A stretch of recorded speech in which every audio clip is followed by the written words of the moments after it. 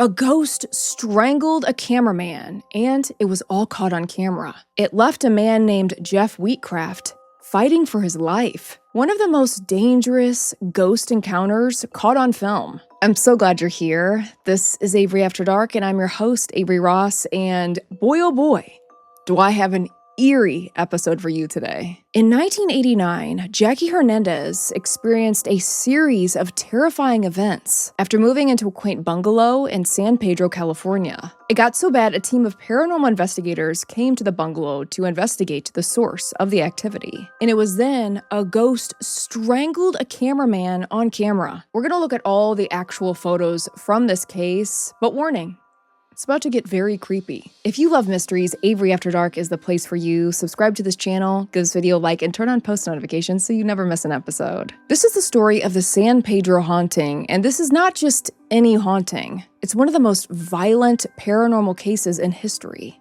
The year was 1989. Jackie Hernandez, a 23-year-old, left her husband. The marriage was reportedly rocky, very unhappy, so she wanted to start over. She moved into a turn-of-the-century bungalow in San Pedro, California with her young son, Jamie, and she was pregnant with her daughter, Samantha. She was working long hours, juggling multiple jobs, and attending school. By all accounts, Jackie was exhausted, but hopeful. She finally felt like she was putting the past behind her. Still, from the very beginning, something about the bungalow felt off. At first, it was subtle. The air was cold in places it shouldn't have been. She'd hear what sounded like someone walking around in the attic. Slow, deliberate steps that would stop the moment she listened too closely. Then came the voices. At night, when Jamie was asleep, she would hear muffled whispers drifting through the thin walls.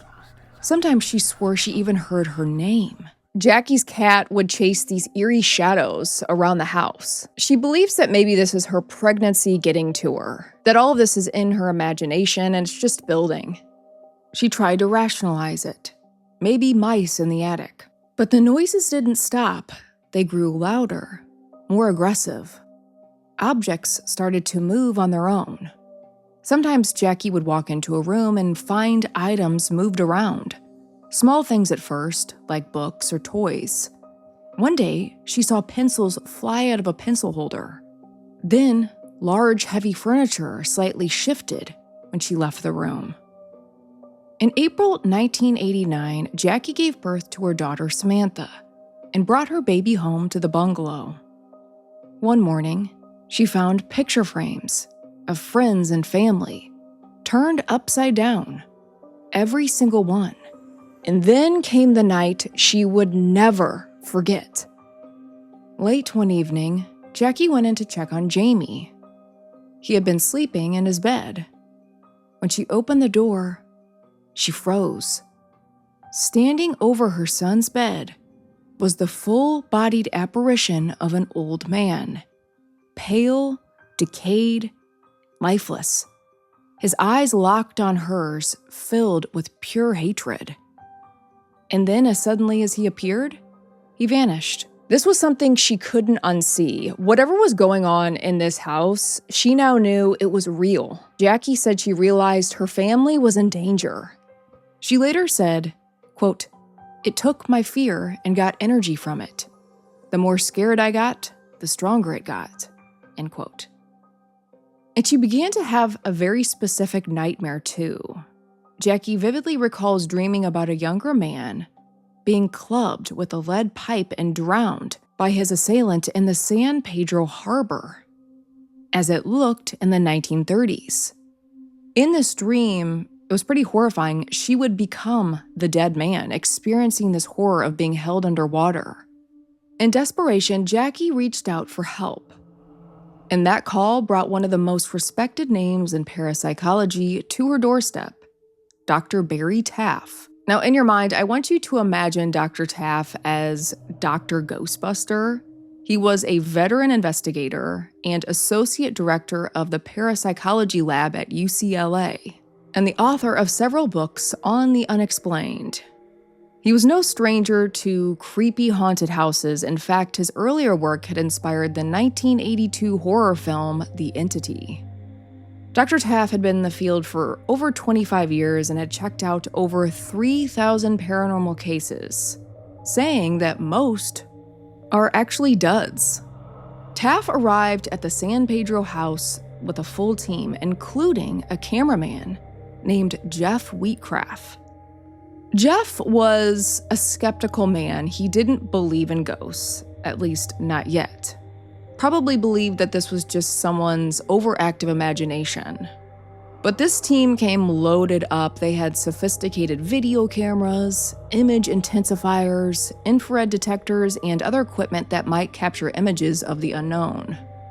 The team sits down and they begin speaking with Jackie and conducting interviews. And Dr. Taff said, quote, "During the interviews, we kept hearing what sounded like a 200-pound rat running around the attic. Everyone also experienced a sensation of overpressure."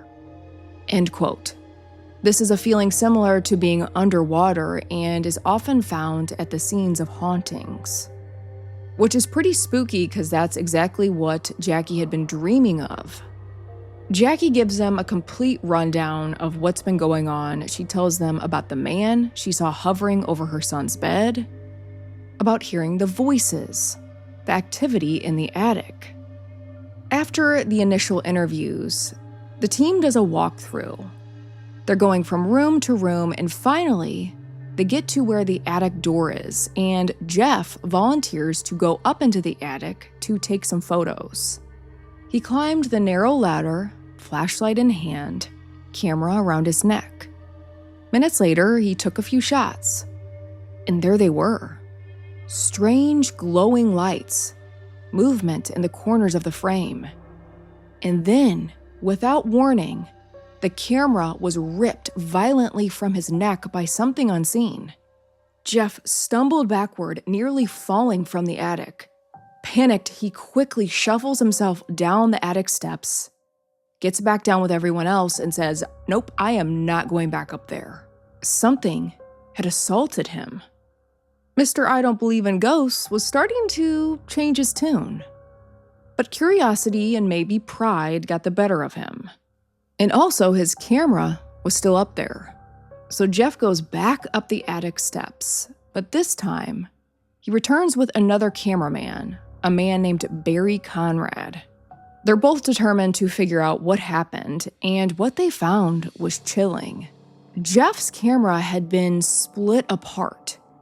The body of the camera was in one corner of the attic, the lens in another. Strangely, the camera was completely intact, but separated, as if something had deliberately taken it apart.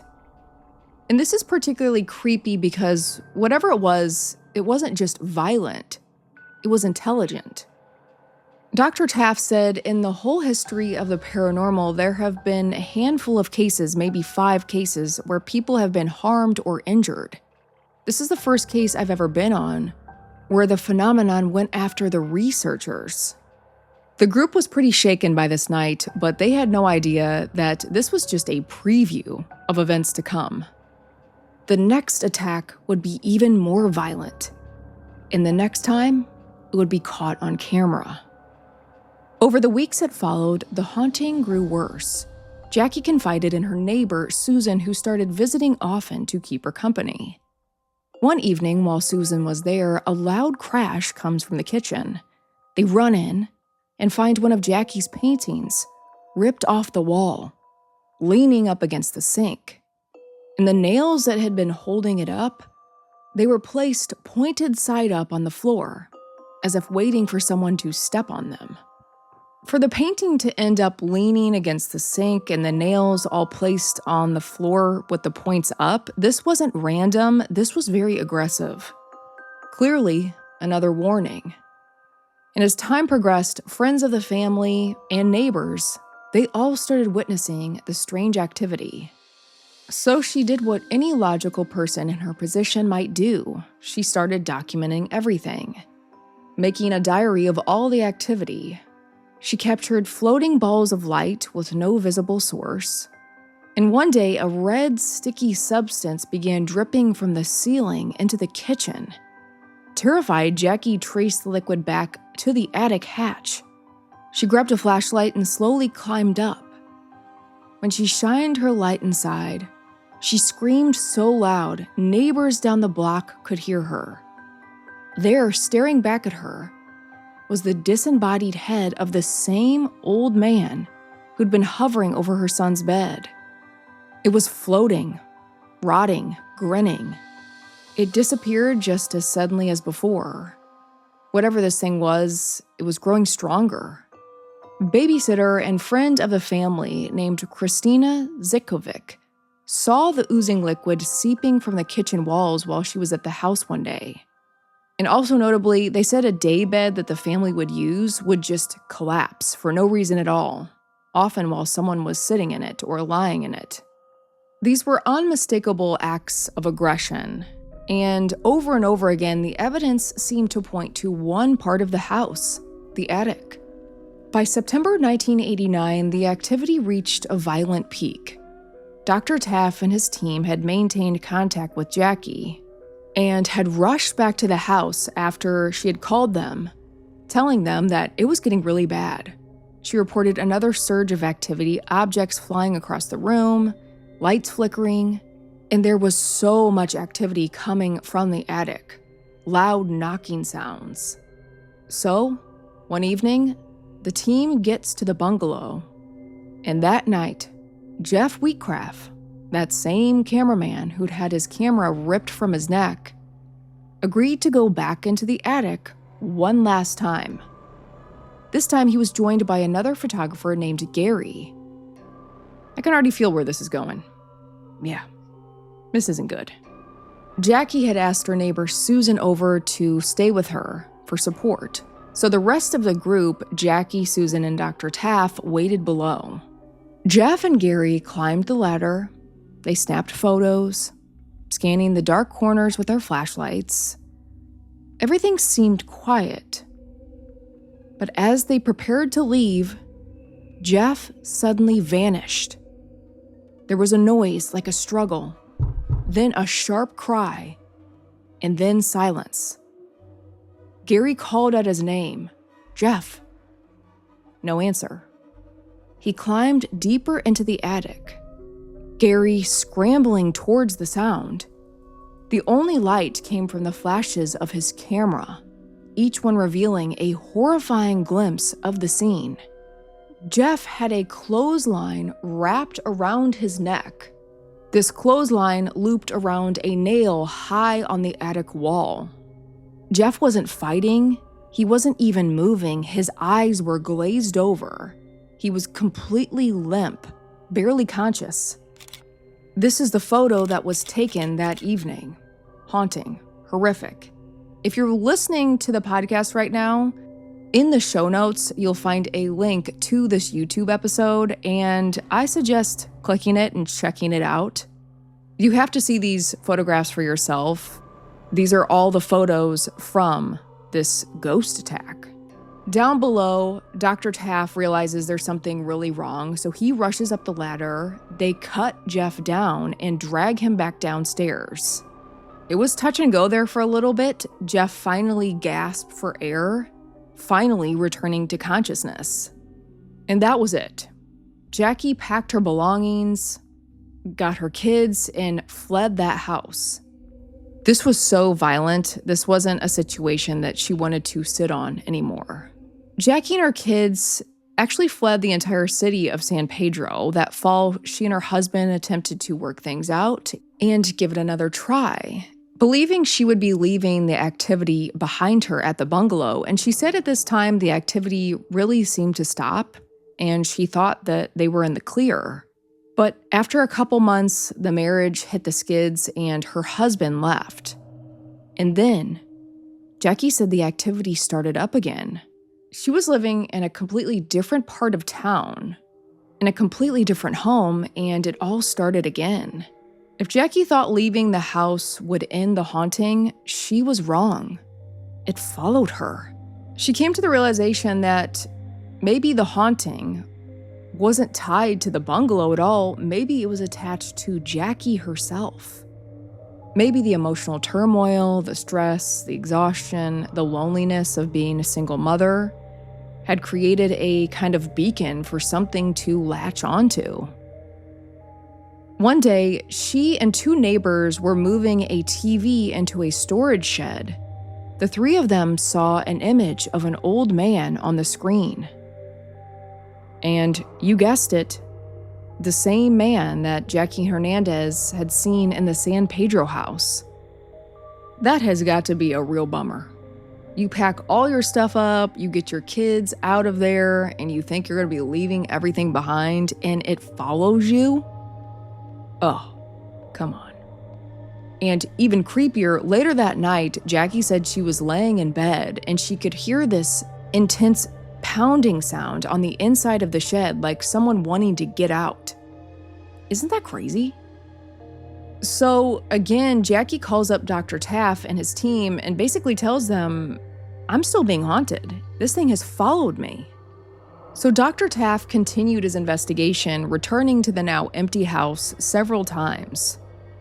During one session, he claimed to contact the spirit through a Ouija board. And you all know what I'm going to say. I do not like Ouija boards at all. I believe they are super dangerous, and I have heard some horror stories from people that messed around with them and faced the consequences. You have no idea what you're inviting in when you mess around with a Ouija board. So I'm not sure why the investigators chose to use this method to communicate, but they did. They said during this communication, they spoke with an entity, and according to this, the entity was a man that was murdered near the San Pedro docks, possibly someone named Henderson, from the early 1900s. And basically, I'll give you a summary. Dr. Taft believed that Henderson's spirit was filled with rage, and that he harbored a specific hatred for Jeff Wheatcraft, perhaps because Jeff resembled the man who had killed him. The thing about Ouija boards is you actually have no idea who you're talking to because demons, demonic entities, can impersonate people, dead loved ones, and they can share information that makes it seem like, oh, this is this person. But in reality, it's not them. So I'm not sure who they made contact with or if it was the ghost of this murdered man. I'll leave that up to you to decide, but eventually the activity started to fade. The years passed, and Jackie and her children were finally able to live in peace, but the case was never really closed. There are so many mysterious aspects of this haunting, but one thing is for sure, this is one of the most physical, violent hauntings that we've ever covered.